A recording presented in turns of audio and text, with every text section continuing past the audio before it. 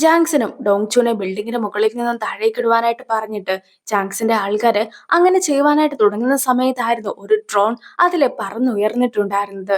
ടൈഗമായിരുന്നു ആ ഒരു drone control ചെയ്തത്.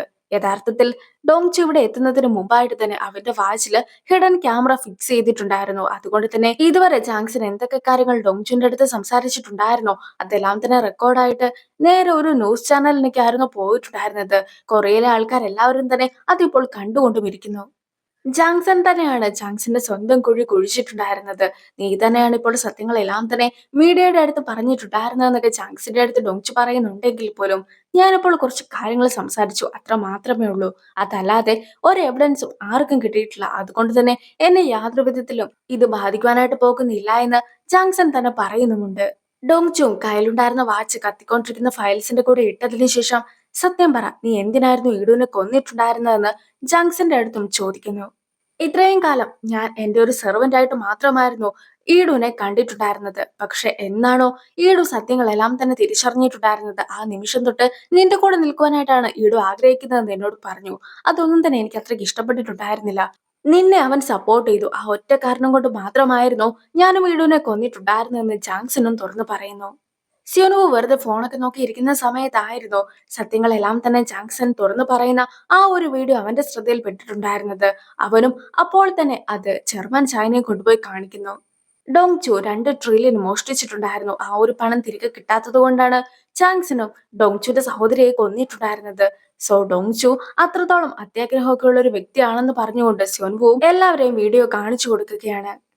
ഇന്നവനെ ഹോസ്പിറ്റലിൽ എത്തിച്ചിട്ടുണ്ടായിരുന്നെങ്കിൽ പോലും ഇന്നവന്റെ അവസ്ഥ വളരെ മോശമാണ്. അവനും ഒരുപാട് പരിക്കൊക്കെ പറ്റിയിട്ടുണ്ട്. ഇനി മേലാൽ ഇമാതിരി പരിപാടിക്കൊന്നും അവനെ കൂട്ടിക്കൊണ്ട് പോയേക്കരുതെന്ന് ഡോക്ടറും ഡോങ്ചുന്റെ അടുത്ത് പറയുന്നു. സോ വിഷമമൊക്കെ തോന്നിയിട്ടുണ്ടായിരുന്ന ഡോങ്ചുവും ഇപ്പോൾ ഇന്നമ്മനെ കാണുവാനായിട്ട് എത്തുന്നുണ്ടെങ്കിൽ പോലും ഇന്നമ്മും തനിക്ക് ഒരു കുഴപ്പവും ഇല്ല എന്ന് പറഞ്ഞ് ഡോങ്ചുനെ സമാധാനിപ്പിക്കുവാനായിട്ടായിരുന്നു ശ്രമിച്ചിട്ടുണ്ടായിരുന്നത്. എന്തായാലും ഡോങ്ചു ഈ ഒരു കാര്യത്തില് അവന്റെ അടുത്ത് ക്ഷമ ചോദിക്കുന്നു. ജാങ്സൺ വീട്ടിലേക്ക് മടങ്ങി എത്തുമ്പോഴത്തേക്കും അവിടെ പ്രസിഡന്റ് ലീയും അവന് വേണ്ടി കാത്തിരിപ്പുണ്ടായിരുന്നു. ആ ഒരു വീഡിയോ കാരണം പ്രശ്നമുണ്ടായാലേ നീ ഒന്നുകൊണ്ടും വിഷമിക്കേണ്ട കാര്യമില്ല. നമുക്കൊരു കാര്യം ചെയ്യാം. ആ ഒരു വീഡിയോ ഒക്കെ ഫാബ്രിക്കേറ്റഡ് ആണെന്നൊക്കെ പറഞ്ഞു പരത്താം. മാത്രമല്ല അതുമായി ബന്ധപ്പെട്ട കാര്യങ്ങളെല്ലാം തന്നെ ഞാൻ തന്നെ ചെയ്തോളാം എന്നൊക്കെ ജാങ്സനും പറയുന്നുണ്ട്. എങ്കിൽ പോലും അതൊന്നും ആയിരുന്നില്ല യഥാർത്ഥത്തിൽ പ്രസിഡന്റ് ലീയുടെ പ്രശ്നം. അതായത് നിലവിൽ ഡോങ്ചുന്റെ കയ്യിൽ 2 ട്രില്യൺ ഒക്കെ ഉണ്ടല്ലോ, ആ ഒരു പണം ഡോങ്ചുന് ഒരു അപകടവും വരുത്താതെ തന്നെ സ്വന്തമാക്കുക എന്നതായിരുന്നു. സോ ജാങ്സന്റെ അടുത്തും അതൊക്കെ നേടിയെടുക്കുവാനുള്ള കാര്യങ്ങൾ ചെയ്യുവാനായിട്ട് പ്രസിഡന്റ് ലീ പറയുമ്പോഴത്തേക്കും നിങ്ങൾ ഇപ്പോഴും ആ 2 ട്രില്യനെ കുറിച്ചൊക്കെയാണ് ആലോചിച്ചുകൊണ്ടിരിക്കുന്നത്. അതൊക്കെ ചെറിയ തുകയല്ലേ, നമുക്ക് അതിനേക്കാളും ഒരുപാട് വിലമതിപ്പുള്ള ഡേസിന് ഗ്രൂപ്പ് തന്നെ സ്വന്തമാക്കാം. ഞാനും അതിനുള്ള കാര്യങ്ങളൊക്കെയാണ് ഇപ്പോൾ ചെയ്തുകൊണ്ടിരിക്കുന്നതെന്ന് ജാങ്സനും പ്രസിഡന്റ് ലീനെ അറിയിക്കുന്നു. ഇപ്പോൾ ഒരു അസംബ്ലി വുമനെ കാണിക്കുകയാണ്. ആ ഒരു സ്ത്രീ ആകട്ടെ ഒരു പ്രസ് മീറ്റ് നടത്തിയിരിക്കുന്നു. ഈ പ്രസ് മീറ്റില് ഡോങ്ചുവും ജാങ്സനും സംസാരിച്ച കാര്യങ്ങളെ കുറിച്ചായിരുന്നു അവളും പറഞ്ഞിട്ടുണ്ടായിരുന്നത്. അതായത് അവർ വലിയ വലിയ ഫണ്ടുമായി ബന്ധപ്പെട്ട കാര്യങ്ങളൊക്കെ ആയിരുന്നു സംസാരിച്ചിട്ടുണ്ടായിരുന്നെങ്കിൽ പോലും ഇതുവരെയായിട്ടും പോലീസ് യാതൊരു വിധത്തിലുള്ള നടപടിയും എടുത്തിട്ടില്ല.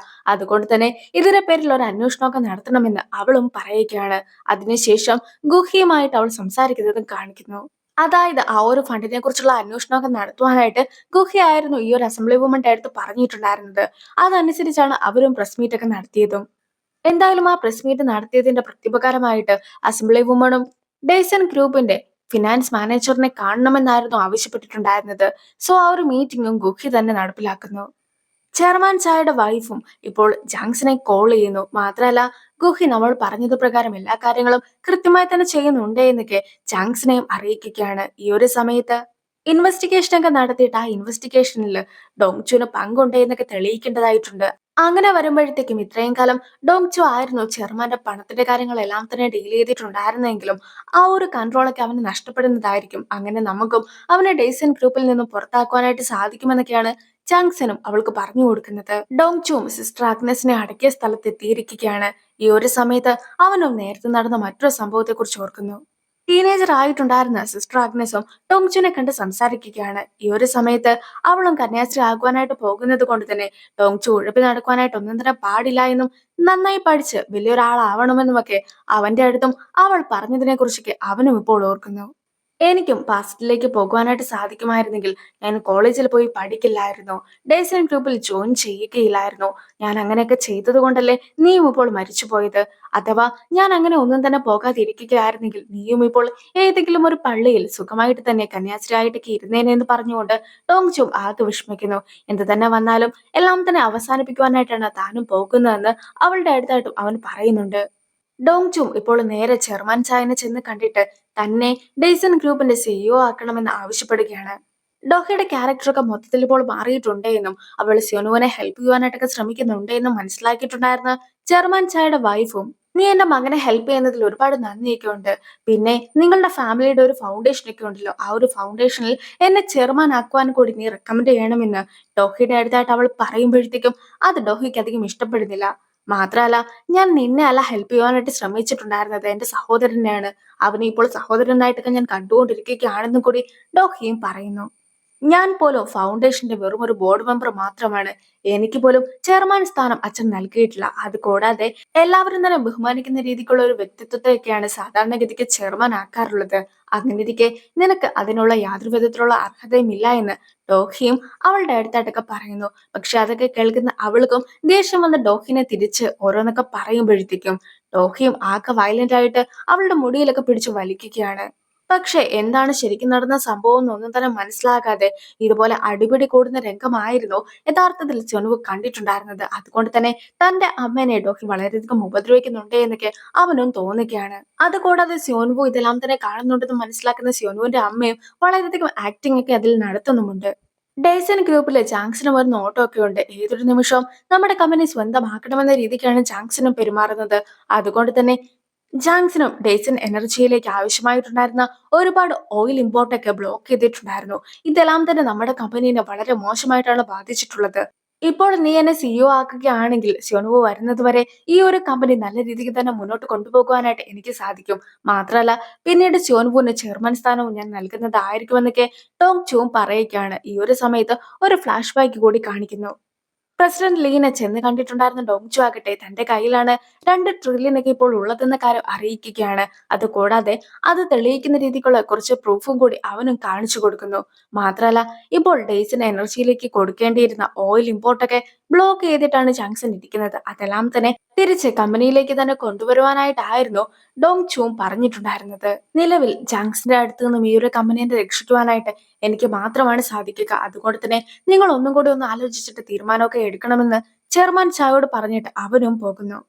നമ്മുടെ മകനായിട്ടുള്ള സോൻമുന്റെ ഏറ്റവും വലിയ ശത്രു ഡോങ്ചു ആണ്. ഡോങ്ചു കമ്പനിയിൽ ഉള്ളിടത്തോളം കാലം സോൻമുന് ഒരിക്കലും ഒരു അധികാരവും ഏൽപ്പിക്കുന്നതായിരിക്കുകയില്ല എന്നൊക്കെ ചെയർമാൻ ചായയുടെ വൈഫ് ചെയർമാൻ ചായോട് പറഞ്ഞതിനെ കുറിച്ചും ഇപ്പോൾ അയാൾ ഓർത്തു നോക്കുന്നു. എന്തായാലും ഡോങ്ചു അവിടെ നിന്ന് പോകുന്ന സമയത്തായിരുന്നു ഉണ്ണാമിനെ കണ്ടിട്ടുണ്ടായിരുന്നത്. ഉണ്ണാമും ജാങ്സൺ വളരെ ദുഷ്ടനായിട്ടുള്ള ഒരു വ്യക്തിയാണ്. ജാങ്സൺ തന്നെയല്ലേ ഒരു തവണ എന്നെ കൊല്ലുവാനായിട്ട് ശ്രമിച്ചിട്ടുണ്ടായിരുന്നത്. പലതവണ ഈഡുവിനെ വെച്ച് നിന്നെ കൊല്ലുവാനായിട്ട് ശ്രമിച്ചിട്ടുണ്ടായിരുന്നത്. ഏറ്റവും ഒടുവിലായിട്ട് ഈഡ് മരിച്ചത് പോലും ജാങ്സന് കാരണമല്ലേ. അങ്ങനെ ഇരിക്കെ നീ ഒരിക്കലും അവനെതിരായിട്ട് നിൽക്കുവാനായിട്ട് പാടില്ല. എത്രയും വേഗം ഈ ഒരു കമ്പനിയൊക്കെ ഉപേക്ഷിച്ച് നീ പോകേണ്ടതായിട്ടുണ്ട് എന്ന് പോലും അവൾ പറയുമ്പോഴത്തേക്കും ഞാൻ അങ്ങനെ പോകുന്നതായിരിക്കുകയില്ല. അഥവാ ഞാൻ ഈ കമ്പനി ഉപേക്ഷിച്ച് പോവുകയാണെങ്കിൽ അതിനു മുമ്പായിട്ട് തന്നെ ചാങ്സിനെ ഇല്ലാതാക്കുന്നതായിരിക്കുമെന്നാണ് ഡോങ്ചു പോലും പറയുന്നത്. നീയും ഒരു ദിവസം എന്നെ ഒരു ഫോട്ടോ കാണിച്ചിട്ടുണ്ടായിരുന്നല്ലോ. ആ ഫോട്ടോയില് അന്ന് എന്റെ അച്ഛൻ എടുത്തിരുന്ന കുട്ടി നീയാണല്ലേ. എനിക്കും ഇപ്പോഴാണ് എല്ലാ കാര്യങ്ങളും മനസ്സിലായത്. എന്തായാലും നീ ഒന്നുകൊണ്ടും വിഷമിക്കണ്ട. എല്ലാത്തിനും ഞാൻ നിന്റെ ഒപ്പം ഉണ്ടായിരിക്കുമെന്ന് ഉണ്ണാമും അവന്റെ അടുത്തായിട്ട് പറയുന്നു. ചെയർമാൻ ചായയുടെ വൈഫ് ഇപ്പോൾ ജാങ്സനെ കാണുവാനായിട്ട് എത്തിയിരിക്കുകയാണ്. മെയിൻ ലോക്കറിൽ ചെയർമാൻ പണമൊക്കെ സൂക്ഷിച്ചു വെച്ചിട്ടുണ്ടല്ലോ, അതിലേക്ക് പണം വരുന്ന കുറച്ച് റെക്കോർഡ്സും മറ്റുമൊക്കെ ഇപ്പോൾ ജാങ്സനെയും അവൾ ഏൽപ്പിക്കുന്നു. മാത്രമല്ല, ഡോങ്ചുവിനെ എന്റെ മകനായിട്ടുള്ള സിയോൻവുവിന് ഒരുപാട് ഇഷ്ടമാണ്. ഡോങ്ചു പറയുന്ന കാര്യങ്ങൾ മാത്രമാണ് അവൻ കേൾക്കുകയും ചെയ്യുന്നത്. അതുകൊണ്ട് തന്നെ ഇപ്പോൾ ഞാൻ ഈ ഒരു ഇൻഫോർമേഷൻസ് എല്ലാം തന്നെ നിനക്ക് കൈമാറിയെന്നൊക്കെ അറിയിക്കുകയാണെങ്കിൽ സിയോൻവുവും എന്നെ വെറുക്കുന്നതായിരിക്കുമെന്നൊക്കെ ഇപ്പോൾ ജാങ്സന്റെ അടുത്തും അവൾ പറയുന്നു. പക്ഷെ അത് കേട്ട് കഴിയുന്ന ജാങ്സൺ ആകട്ടെ സിയോനുവിനെ ഡേസൻ ഗ്രൂപ്പിന്റെ ചെയർമാൻ ആക്കുവാനായിട്ടല്ലേ നമ്മൾ എല്ലാ കാര്യങ്ങളും ചെയ്യുന്നത്. പക്ഷെ ഡോങ്ചു ഉള്ളിടത്തോളം കാലം അതൊന്നും തന്നെ നടക്കുകയില്ല. ഡോങ്ചുന്റെ സ്വന്തം അനിയനാണ് ടയൂൺ. അതുകൊണ്ട് തന്നെ ഉറപ്പായിട്ടും ടയൂണിനെക്കാളും പ്രാധാന്യം സിയോനുവിന് അവൻ ഒരിക്കലും കൊടുക്കുന്നതായിരിക്കുകയില്ല. ഡോങ്ചും അടുത്തതായിട്ട് ടൈയുണിനെ തന്നെ ആയിരിക്കും ചെയർമാൻ ആക്കുകയെന്നും ഈ ഒരു കാര്യങ്ങളെല്ലാം തന്നെ സ്യോൻവുനെ പറഞ്ഞ് മനസ്സിലാക്കേണ്ടതായിട്ടുണ്ട് എന്നുമായിരുന്നു ചാങ്സിനും പറഞ്ഞു കൊടുത്തിട്ടുണ്ടായിരുന്നത്. ഇപ്പോൾ സ്യോൻവുനെ കാണിക്കുമ്പോഴത്തേക്കും ടൈയുണും ഡോങ്ചും സഹോദരന്മാരാണെന്നുള്ള കാര്യം എല്ലാം തന്നെ സ്യോൻവു അറിഞ്ഞിട്ടുണ്ടായിരുന്നല്ലോ. എങ്കിൽ പോലും അതിനെക്കുറിച്ചൊക്കെയാണ് അവനും ഇപ്പോൾ ഓർക്കുന്നത്. അതായത് സ്യോൻവുന് ഡോങ്ചുനെ ഒരുപാട് ഇഷ്ടമായിരുന്നെങ്കിൽ പോലും ഡോങ്ചുന് തന്നെക്കാളും ഇഷ്ടം ടൈയുണിന്റെ അടുത്ത് ആയിരിക്കുമോ എന്നൊരു സംശയവും അവനുണ്ട്. കൂടാതെ ഡോഹി അമ്മനെ ഉപദ്രവിക്കുന്നത് കൂടി അവൻ കണ്ടിട്ടുണ്ടായിരുന്നല്ലോ. സോ മൊത്തത്തിൽ അവരുടെ എല്ലാവരുടെയും അടുത്തൊരു ദേഷ്യത്തിലൊക്കെയാണ് സ്യോൻവുവും ഉള്ളത്.